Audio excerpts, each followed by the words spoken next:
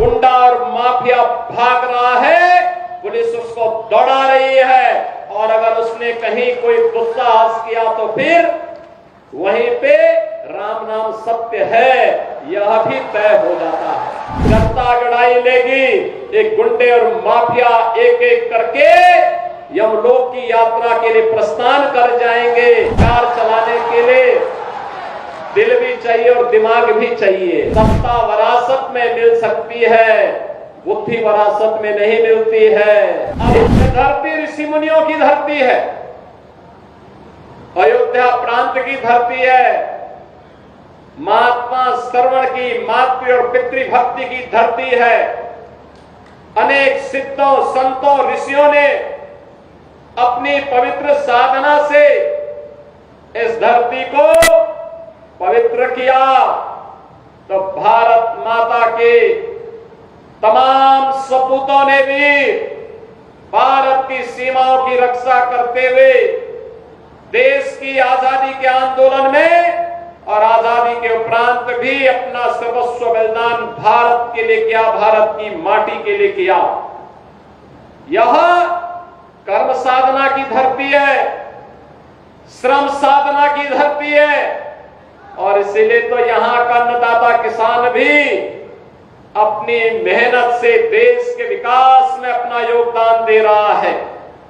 बहन और भाइयों, ऐसी पावन धरा को कोटि कोटि नमन करते हुए आप सभी उपस्थित बहन और भाइयों का अम्बेडकर नगर वासियों को बधाई देते हुए अपनी मैं इस अवसर पर अभिनंदन करता हूं, स्वागत करता हूं। बहन और भाइयों,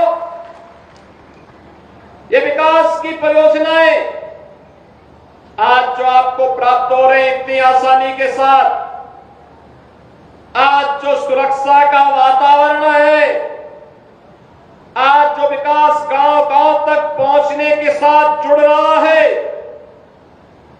क्या ये 2017 के पहले भी संभव था क्या? बहन और भाइयों, 2017 के पहले का उत्तर प्रदेश आप सबसे किसी से भी अछूता नहीं है कि क्या उत्तर प्रदेश के अंदर था, क्या उत्तर प्रदेश के अंदर होता था 2017 के पहले। यही उत्तर प्रदेश है जहां पर हर जिले में समाजवादी पार्टी और कांग्रेस के नेतृत्व में पलने वाले माफियाओं की समानांतर सरकारें चलती थी। यह अम्बेडकर नगर में भी चलती थी। याद करिए, हिंदू जागरण मंच के अध्यक्ष, टाडा जनपद के ही निवासी हमारे एक प्रमुख कार्यकर्ता की हत्या यहां होती है और कोई सुनवाई नहीं होती, कोई सुनवाई नहीं हो रही थी। तब भी मुझे आंदोलन करने के लिए अम्बेडकर नगर जनपद में आना पड़ा था।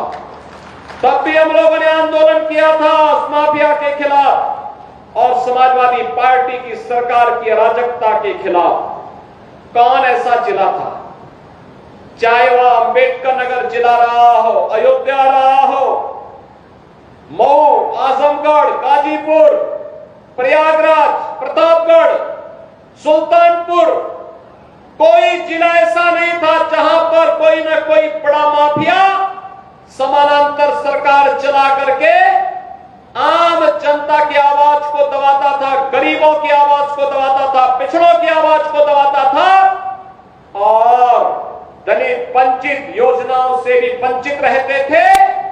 और सरकारें अपनी मौज मस्ती करती थी, उनको इससे कोई मतलब नहीं था। उनकी सरकार रहनी चाहिए, बाकी जाए भाड़ में, यही करते थे वे लोग। लेकिन 17 के बाद एक एक करके माफिया कहां चले गए ये भी आप सब जान रहे हैं। माफियाओं की छुट्टी हो गई, माफिया मुक्त उत्तर प्रदेश हो गया। जो लोग पर्व और त्योहार में विघ्न बाधा डालते थे, विघ्न बाधा समाप्त हुई। अब पर्व और त्योहार शांतिपूर्ण तरीके से मनाए जा रहे हैं। बेटी और व्यापारी की सुरक्षा पर जो खतरा पैदा करते थे वे सभी गायब हो गए और जो बचे हैं वे भी अपनी अंतिम यात्रा की तैयारी कर रहे होंगे। बहनों और भाइयों, मैं तो केवल आपसे कहने के लिए आया हूं, मैं केवल आपसे कहने के लिए आया हूं कि रात जलती हुई बेटी के साथ किस प्रकार का व्यवहार होता था और किस प्रकार के वक्तव्य आते थे उस समय के मंत्रियों के, किस प्रकार के बेशर्मी पूर्ण वक्तव्य देते थे समाजवादी पार्टी के नेता। बहनों और भाइयों, ये किसी से छुपा हुआ नहीं है और इसीलिए मैं आज आपसे कहने के लिए आया हूं, एक बेटी तो सबकी बेटी होती है, उस बेटी का सम्मान और उसकी रक्षा पूरे समाज का दायित्व बनता है। लेकिन ये समाजवादी पार्टी इसका महत्व कहां समझ पाएगी। यहां तो गुंडों की भरपूर फौज खड़ी थी, उनको लेकर के लोग चलते थे, उनको अपना शागिर्द मानते थे। जो जितना बड़ा गुंडा और माफिया होता था, समाजवादी पार्टी में उतना बड़ा ओहदा उसको दे दिया जाता था और समाजवादी पार्टी के लोग इसी में गौरव से बोलते थे कि देखिए ये गुंडा हमारा इस जिले को संभालेगा। उनको नहीं पता था कि जनता अगड़ाई लेगी, एक गुंडे और माफिया एक एक करके यमलोक की यात्रा के लिए प्रस्थान कर जाएंगे और जनता जनार्दन के साथ अन्याय का हिसाब चुकता होगा। याद करिए 17 के पहले, याद करिए 17 के पहले पुलिस पहले भागती थी, पीछे पीछे गुंडे दौड़ाते थे। आज 17 के बाद उल्टा हो गया है, अब गुंडा और माफिया भाग रहा है, पुलिस उसको दौड़ा रही है और अगर उसने कहीं कोई दुस्साहस किया तो फिर वहीं पे राम नाम सत्य है यह भी तय हो जाता है। बहनों और भाइयों, सरकार चलाने के लिए जज्बा चाहिए, सरकार चलाने के लिए दिल भी चाहिए और दिमाग भी चाहिए। सत्ता वरासत में मिल सकती है, बुद्धि वरासत में नहीं मिलती है, दिमाग भी वरासत में नहीं मिलता है। ये जो लोग सत्ता को अपनी पपौती मानते थे, वे लोग आज समझने लग गए हैं अब उत्तर प्रदेश में कभी उनको वापस नहीं आना है, इसलिए षड्यंत्र करने का प्रयास कर रहे हैं।